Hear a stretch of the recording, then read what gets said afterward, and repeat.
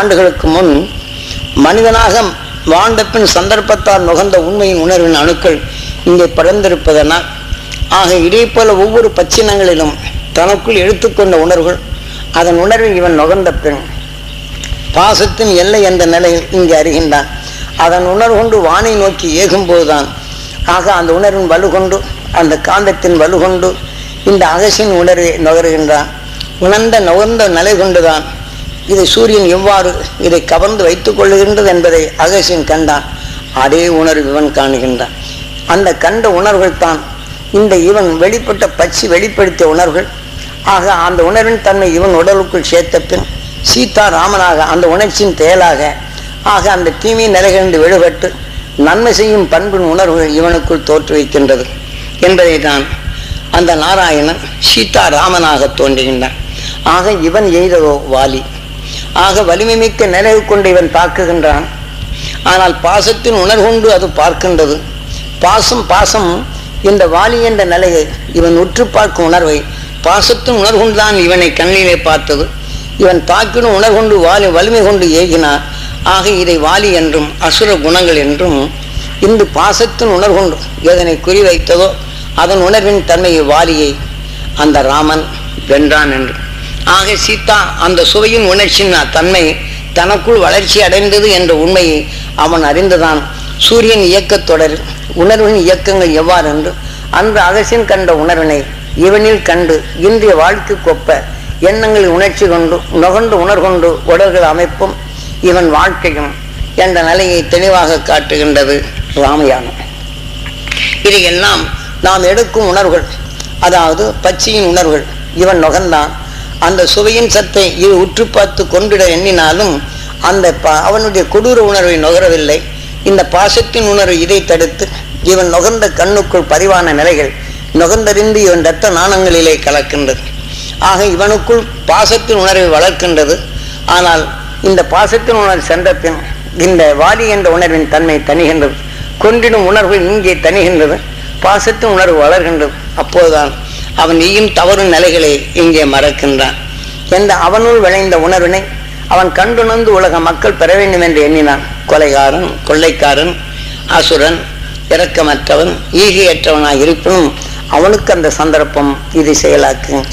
இதே போல அருஞானி உணர்வை எப்போது எவர் தீங்கு செய்தாலும் அருள் உணர்வு பெற வேண்டும், அருள் மகிழ்ச்சி உணர்வு பெற வேண்டும் என்று உங்களில் இப்போது கூர்ந்து கவனிக்கும் போது பதிவு செய்த உணர்வின் வலுவை கொண்டு நீங்கள் எண்ணும்போது எத்தகைய தீமையும் எத்தகைய பகமை இருப்பினும் இந்த பாசத்தின் நிலையில் இரக்கமற்ற ஒன்றை குவிக்கும் மனித உணர்வில் இருந்து நாம் விடுபட ஒருவனை தாக்கி கொண்டிட வேண்டும் என்ற உணர்வு நமக்குள் வருவதை அந்த அசுர குணங்களிலிருந்து நாம் தப்புதல் வேண்டும். அருளின் உணர்வை உங்களுக்குள் பதிவாக்குகின்றேன். பதிவின் நினைவை நீங்கள் கொள்ளும் நினைவினை அந்த துருவ நட்சத்திரத்தின் ஒன்று அதன் உணர்வின் தன்மை உங்கள் இரத்த நாணங்களை கலக்கட்டும். உங்கள் உடலில் உள்ள பகமை உணர்வு அதனுடைய நிலையை ஒடுங்கட்டும். அருள் உணர்வை உங்களுக்குள் செலுத்துங்கள். அருள் ஞானத்தின் நிலையை உங்களுக்குள் வளர்த்துக் கொள்ளும். இந்த மனித வாழ்க்கை இந்த உணர்வின் தன்மை நீங்கள் பெற வேண்டும் என்றும் உங்கள் பார்வையில் இந்த நாட்டின் பகமையை நீங்க வேண்டும். மனிதன் என்ற உணர்வை நுகர்தல் வேண்டும். இந்த உணர்வின் தன்மை கொண்ட இந்த காற்று மண்டலம் விஞ்ஞானத்தால் வந்த அசுர உணர்வுகளை அழிக்கட்டும். அருள் ஞான உணர்வுகள் உங்களுக்குள் வளரட்டும் என்றும் இந்த உணர்வு ஒடிகொண்டு நாம் எப்படி விஞ்ஞானத்தின் நிலையில் கொண்டு அணு குண்டுகளை தயார் செய்தாலும் அதன் வெடிக்கை செய்து மற்றதை அடிக்க செய்கின்றான். இருப்பினும் அவன் மற்ற எந்திரங்களை இயக்க செய்து அதிக செலவில்லாதபடி இயக்கத்தின் ஓட்டத்தின் வேகத்தை அதிக கூட்டி மற்ற சாதனங்களை இயக்க செய்கின்றான். ஆனால் இயக்கினாலும் இந்த கதிர் இயக்கங்கள் கசிவாக்கப்படும் போது இந்த இயக்க ஓட்டத்தை அதிகமாக துரிதமாக்கின்றது. இதே மனிதன் ஆசைக்குள் நாம் நுகரப்படும் போது நம்முடைய எண்ணங்களும் துரித நிலைகள் இயக்கப்பட்டு தடைப்பட்டால் வெடிக்கும் நிலையை வருகின்றது. நாம் எண்ணும் எண்ணங்கள் எதை நோக்குகின்றோமோ இந்த உணர்வின் தன்மை நமக்கு செதறுண்டு போகும் மனங்களாக தான் மாற்றுகின்றது. ஒன்றின் வீரிய தன்மைகள் கொண்டு நாம் நுகரப்படும் போது மற்றொன்று எதிர்பார்க்கும் உணர்வுகள் அது துரித நிலைகள் நடக்கவில்லை என்றால் உணர்வு மோதலால் அது செதறுண்டு நம் சிந்தனை இழக்கப்பட்டு தவறு செய்வதாக மாற்றுகின்றது. இந்த விஞ்ஞான அறிவால் வந்த இந்த நிலைகள் இதை போன்ற நிலைகள் எல்லாம் நாம் இருந்து விடுபட வேண்டும். அருள் ஞானிகளின் நல்வட்டத்தில் நாம் வாழ வேண்டும். இதை போன்ற நிலைகளிலிருந்து நாம் வாழுதல் வேண்டும் என்பதற்குத்தான் பச்சையின் நிலைகளை இவன் கொல்ல வேண்டும் என்று எண்ணினாலும் அது உற்று நோக்கிய உணர்வுகள் சூரியனால் கவரப்பட்டு இவன் கருவிழி அதை பதிவாக்கினாலும் அதனின்று பாச அலைகள் இவன் நுகரப்படும் போதுதான் இவனுடைய அசுர குணங்களை அடக்குகின்றது. பின் அந்த உணர்வின் இயக்கங்களை அறிய முடிகின்றது. இதை போலதான் இந்த வாழ்க்கையின் நஞ்சினதென்று உணர்வினை ஒளியாக மாற்றிடும் திறந்தற்ற அகசின் துருவனாகி துருவ மகரிஷியாகி உணர் ஒளியாக முதல் மனிதன் ஆனப்பின் அவனை பின்பற்றுவோர் அனைவரும் அவன் அழிப்பவட்டத்தில் இருக்கும் அரும்பெரும் சக்தி நீங்களும் பெற வேண்டும் என்பதும் உணர்வின் நிலைகளை அவர்கள் வாழ்ந்த காலத்தில் எப்படி பெற்றார் என்று குரு எனக்கு உபதேசித்த உணர்வும் நேரடி பார்வையில் உணர்வின் இயக்கங்கள் எப்படி என்றும் உணர்வுகள் மாறுவதும் உணர்வுடைய வளர்ப்பதும் உணர்வுடைய வளர்ச்சிகளும் என்ற நிலைகளை இந்நேர்வன் உபதேசித்த உணர்வுகள் உங்களுக்குள் பதிவாகி பகாமை உணர்வினை மாற்றும் நிலையை கூறிய பின் அடுத்த கணம் ஒரு நொடியில் ஈஸ்வரா என்று உங்க உயிருடன் ஒன்றி அந்த துருவ மகிழ்ச்சியின் ஆற்றலை நீங்கள் கவருங்கள். உங்க இரத்த நாணங்களை கலக்க செய்யும். பகமை ஊட்டும் உணர்ச்சிகளுக்கு அது ஒடுங்க செய்யும். அதான் ராமன் காட்டுக்குள் செல்லப்படும் போது குகனை நண்பனாக்கினார்.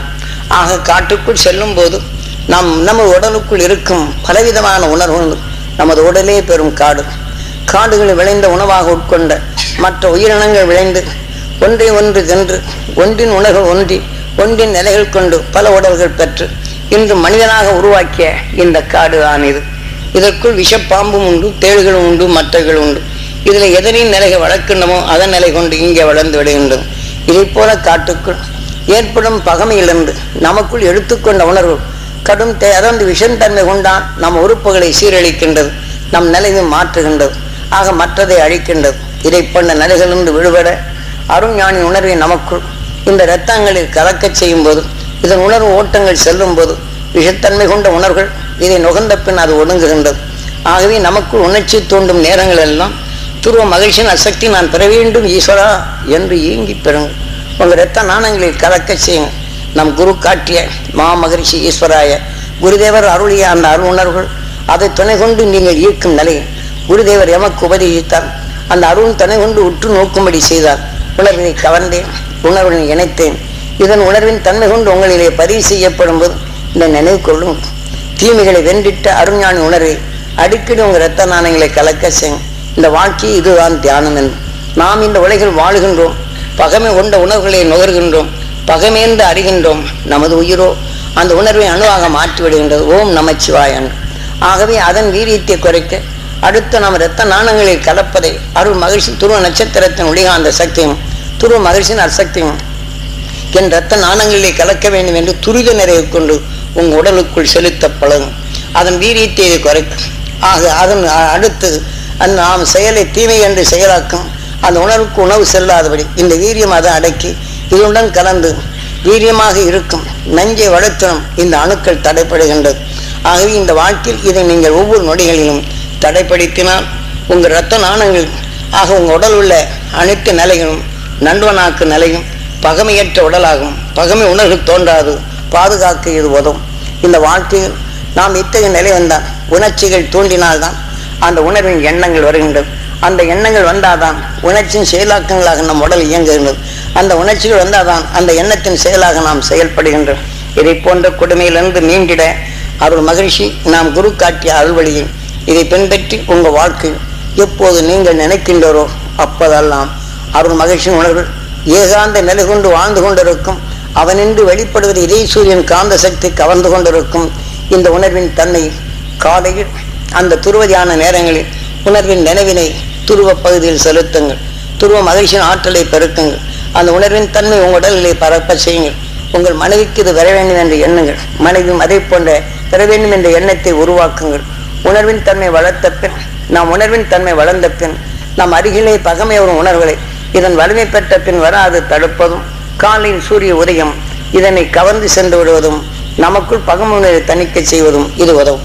இதை போன்ற நமது வாழ்க்கையில் எப்போது வேண்டுமானாலும் அது எண்ணும் போது நம்ம இரத்த நாணங்களை கலக்கப்படும் போது பகமை உணர்ச்சிகள் ஊட்டும் நிலைகள் ஒடுங்கப்படும் போது பகமை உணரும் நுகரும் தன்மை குறைகின்றது. அருள் ஞானியின் உணர்வுகள் நீங்கள் நுகர்ந்து அறுவழியில் வாழ்க்கையை வாழவும் உதவும். சிறிது காலம் இதை தொடர்ந்தால் நமக்குள் எத்தனையோ பகமை உணர்வு உண்டு. அது ஒவ்வொரு நிமிஷமும் பகமை உணர்வை கண்ட பின் அது உணர்ச்சியின் எளிதில் பெறுகின்றது. அந்த எழுச்சியின் தன்மை வராது தடுக்க அக்கணமே அருள் மகிழ்ச்சி உணர்வு பெற வேண்டும் என்று அந்த உணர்ச்சியின் தன்மை தடை செய்யும். அதை அடக்கிடும் அருள் உணர்வு உங்களிலே பரவ செய்யும். அதன் வெளிக்கொண்டு ஒவ்வொரு நொடியிலையும் அந்த அருஞான உணர்வை உங்கள் உடல் உள்ள அணுக்களுக்கு தீமைகள் கிடைக்காத நிலைகளும் அருள் உணர்வின் தன்மை பரப்பப்படும் போது இதை சிறுகு சிறுகு அது நுகர்ந்தான் அதன் வலிமையும் அருள் ஞான வழியாக மாறுகின்றது. நமக்குள் இருப்பது பகமையும் நமக்குள் நண்பனாக மாற்றுகின்றது. இதுதான் ராமாயண காவியத்தில் அருள்வின் தன்மை காற்றுக்குள் சென்றாலும் பகமையற்ற உணர்கொண்டு தன் உணர்வின் தன்மை ஆக அங்கே அடைந்தான் என்ற நிலைகளில் 12 வருடம் என்பது ஒரு மண்டலம் என்ற காவிய தொடர்பு கொண்டு இது வழிகின்றது. ஆக இதைத்தான் நாம் செயலாக்கும் இந்த நிலை கொண்டு நாம் மனிதனின் வாழ்க்கையில் வாழ வேண்டும் என்று பிரார்த்தித்து, அடுத்து இங்கே வந்தவர்கள் அனைவரும் இன்று இரவு பூராமே இப்போது நாம் பேசிக்கொண்டே இருக்கும்போது உங்களுக்குள் அற்புதமான மனங்கள் வந்து கொண்டே இருக்கும். இந்த உடலுக்குள் அந்த உங்கள் இரத்த நாணங்களில் அந்த அரும் சக்தியான நிலைகள் வரும். உங்களுக்குள் ஒரு குளிர்ச்சி ஏற்படும் உணர்வின் தன்மையை ஊட்டி கொண்டே இருக்கும். இந்த உணர்வின் தன்மை உங்களுக்குள் வரப்படும் போது உங்களுக்குள் நல்ல அணுக்களுக்கு வீரியம் தன்மையும் கிடைக்கின்றது. ஆகவே இந்நேரவில் உபதேசித்தது உங்களுக்குள் அரும் ஞானத்தின் உணர்வை நீங்கள் பெற வேண்டும் என்பதற்கு. இந்த உணர்வை நீங்கள் நுகர மகிழ்ச்சி என்ற உணர்வை உங்களுக்குள் ஊட்டும். ஆக அரும் ஞானத்தின் உணர்வை நினைவுபடுத்தும். அருள் வழியில் உங்கள் வாழ வைக்கும் உங்கள் நினைவாற்றலை. அதன் நிலையை பெற வேண்டும் என்றுதான் இன்று உபதேசித்த உணர்வுகள் ஆழ பறிந்து இன்று இரவு இங்கே படுத்திருந்தாலும் அந்த மகிழ்ச்சிகளின் அருஞானம் நீங்கள் இன்று பூராம் அதன் நினைவுடன் இருங்கள். அருள் மகிழ்ச்சியின் உணர்வை நீங்கள் நுகருங்கள். அருள் ஆற்றலை பெறுங்கள். இந்த உலகை காத்திட வேண்டும் அருஞானம் என்றும் உணருங்கள். ஆக உலகம் அனைத்தும் வர வேண்டும் துருவ மகிழ்ச்சியின் அசக்தி, துருவ நட்சத்திரத்தின் ஒளிகாந்த சக்தி என்று இந்த உணர்வுடன் இருங்கள். ஆக அந்த அருஞானம் உங்களுக்குள் விளையும். அரும்பெரும் சக்தியாக உங்கள் உடலில் சுற்றி நறுமணங்கள் தோறும். ஆக இந்த உணர்வு உங்களுக்குள் வளர நல்ல அணுக்களின் தன்மை விளையும். இன்று அதன் வழியிலே இன்று இயங்கி அந்த அருள் மகிழ்ச்சியின் அசக்தி துருவ நட்சத்திரத்தின் ஒளிகாந்த சக்தியும் துருவ மகிழ்ச்சியின் அசக்தி பெற வேண்டும் என்று இயங்கி இந்த அதே நிலையில் இன்று இருங்கள். இந்த 3 நாளும் உங்கள் நிலைகள் இதுவே வளரட்டும். ஆக வேறு நினைவுகள் வராதபடி இன்று வந்துட்டனே தொழில் என்ன செய்யும், பையன் என்ன செய்வான், வீட்டில் என்ன செய்வான்னு நினைவு மாற்றிடாதபடி அங்கே மகிழ்ச்சி நல்லா அவன் நலமாக இருப்பான். மகிழ்ச்சி நட்சத்திரால் தொழில் நலமாக இருக்கும்.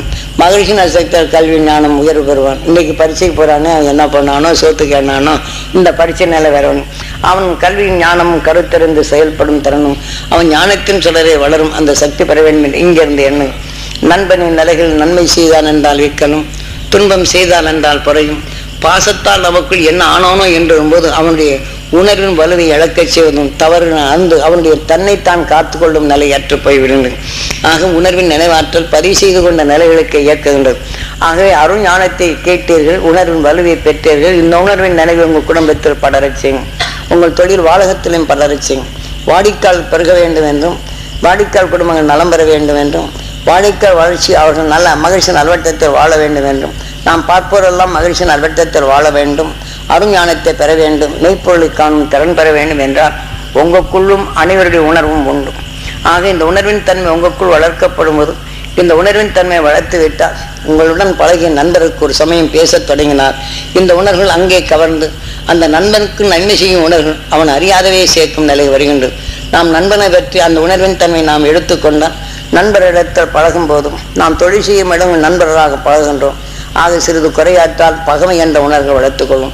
ஆக நண்பன் என்ற நிலைகள் வளரும்போது நன்மையாக இருந்தாலும் பகமை என்ற உணர்வு வந்தால் ஒரு பாலின் நஞ்சை கலந்தால் பாலின் தன்மையோ பாதாமின் தன்மையை இழந்து விடுவது போல நமக்குள் உயர்ந்த குணங்கள் அங்கே பண்பற்று போகின்றது.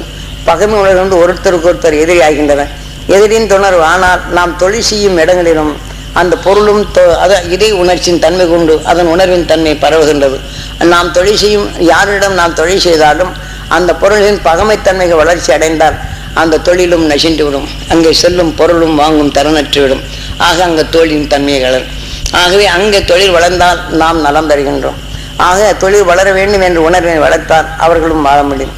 ஆக தொழில் வளர வேண்டும் என்று உணர்வினால் நமக்குள் எங்கே சென்றாலும் அந்த தொழில் வளர வேண்டும். இந்த நான் உருவாக்கும் பொருள் பயன்படுத்துவோர் நலம் பெற வேண்டும் என்றால் நாம் நுகரும் உணர்வுகள் நமக்குள் அந்த நிலை அடைகின்றது. நமக்கும் அந்த நல்ல நன்மைகள் ஏற்படும். நுகர்வது எதுவோ அது அணுவாக மாற்றுகின்றது. நுகர்வதுவோ அணுவாக மாறிய பின் நம் உடலாக மாற்றுகின்றது.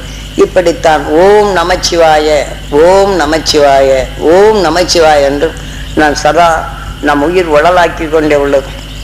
இந்த உடலிலே சதா எதை சிவமாக்க வேண்டும் என்று சற்று சிந்தித்து பாரும். அருஞானி உணர்வை சதா உங்களை சிவமாக்குங்கள், அதை வினையாக்குங்கள். அருளின் உணர்வாக 6வது அறிவை மங்காது செயல்படுத்துங்கள்.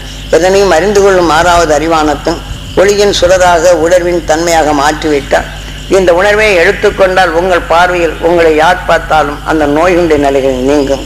அவர்கள் தீமையிலிருந்து விடுபடுவர். அருள் ஞானத்தை உங்களுக்குள் வளர்த்துக் கொள்ளலாம். அருள்வழி பெற வேண்டும் என்று இதை நிறைவு செய்கின்றேன். காலை 5 மணிக்கெல்லாம் நாம் அனைவரும் சந்திப்போம். துருவ மகிழ்ச்சி நல்வட்டத்து அனைவருக்கும் இந்த பெறச்சியும் உணர்வின் ஆற்றலை நாம் பெறுவோம். அனைவரும் பெற அருள் தியானத்தை நாம் பெறுவோம் என்று இதை நிறைவு செய்கின்றோம். அடுத்து காலையில எல்லாம் பிரசாதம் வாங்கிக்கலாம். சாப்பிட்றதுக்கு எல்லாரும் போயிடலாம். இந்த காலையில் போகும்போது இந்த உணர்வை உங்களுக்கு பிரசாதம் அரும்பெரும் பிரசாதமோ உங்களுக்குள் இப்போ கொடுத்துக்கிட்டே இருந்தாச்சு. அதை வளர்த்துக்கொள்வோம். மணி என்னாச்சு? பெரியவர்களெல்லாம் அதை அவர்கள் அதிசயத்தை பொறுத்து. அதனால இன்று இரவு உங்களுக்கு நான் இதை பற்றி தான் தியானிக்கப் போகின்றேன். நீங்கள் அருள் ஞானங்கள் உங்களுக்கு பெற வேண்டும் என்று இதை உங்களில் இதே போல இரவு முழுதுக்கு நாம் எதற்காக வந்தோமோ அந்த அருள் சக்தி பெற வேண்டும் என்ற இயக்கத்திலே தூங்கும். அது உங்களுக்கு தூக்கமாகாது. அருஞான இயக்கத்திலே நீங்கள் அந்த உணர்வை வளர்க்குறீங்க. அதனால் நாளைக்கு இந்த 2 நாளைக்கும் அரும்பெரும் சக்திகளை பெற வேண்டும்.